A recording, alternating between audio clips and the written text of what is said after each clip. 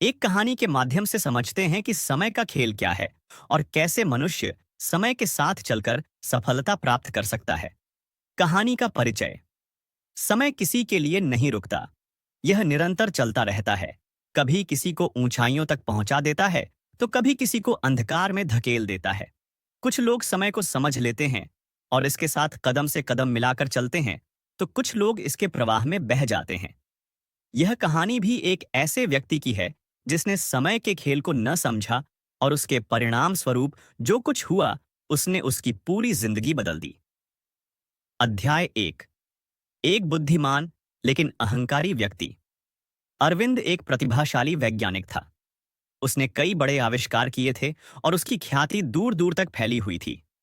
लोग उसकी बुद्धिमत्ता की प्रशंसा करते थे, लेकिन उसके भीतर एक घमंड था।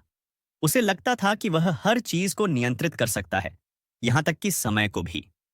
एक दिन उसने एक समय मशीन बनाने का निश्चय किया। वह चाहता था कि समय पर उसका नियंत्रण हो, ताकि वह अतीत में जाकर गलतियां सुधार सके और भविष्य में जाकर देख सके कि उसकी उपलब्धियां कैसी होंगी।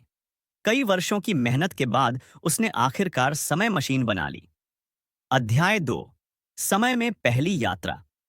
अरविंद ने सबसे पहले भविष्य में जाने का निश्चय किया। उसने मशीन सेट की और 100 साल आगे चला गया। जब वह भविष्य में पहुंचा तो उसने देखा कि दुनिया बहुत बदल चुकी थी। तकनीक इतनी उन्नत हो चुकी थी कि इंसानों को काम करने की जरूरत ही नहीं थी। लेकिन इस प्रगति के साथ साथ नैतिकता और भावनाएं भी खत्म हो गई थीं। लोग मशीनों पर पूरी तरह निर्भर हो गए थे और इंसानी संबंध समाप्त हो चुके थे। यह देखकर अरविंद को एहसास हुआ कि विज्ञान और तकनीक भले ही आगे बढ़ें, लेकिन अगर इंसान अपनी भावनाओं और नैतिकता को भूल जाए तो समाज नष्ट हो सकता है। वह वापस अपने समय में लौट आया और सोचने लगा कि क्या उसे तकनीक के अंधाधुंध विकास को रोकने के लिए कुछ करना चाहिए। अध्याय 3। अतीत की यात्रा और भूल। अब अरविंद को लगा कि उसे अतीत में जाकर अपनी गलतियों को सुधारना चाहिए।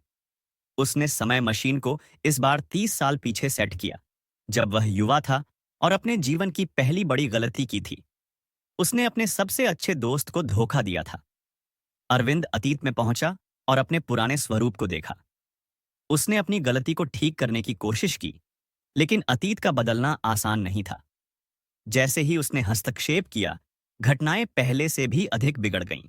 उसके दोस्त का भविष्य बदल गया और वह पहले की तुलना में अधिक दुखी और असफल हो गया। अरविंद को समझ आया कि अतीत को बदलने की कोशिश करना खतरनाक हो सकता है। समय अपने तरीके से चलता है और उसमें छेड़छाड़ करने से अनपेक्षित परिणाम हो सकते हैं। अध्याय 4। समय का सबसे बड़ा खेल। अब अरविंद ने तय किया कि वह वर्तमान को बेहतर बनाने की कोशिश करेगा, लेकिन तभी उसके साथ कुछ अजीब हुआ। समय ने उसके साथ खेल खेला। वह खुद अपने वर्तमान में वापस नहीं जा पा रहा था। उसकी समय मशीन ने काम करना बंद कर दिया था और वह अतीत और भविष्य के बीच फंस गया था। उसने बहुत कोशिश की, लेकिन वह एक समय चक्र में फंस चुका था।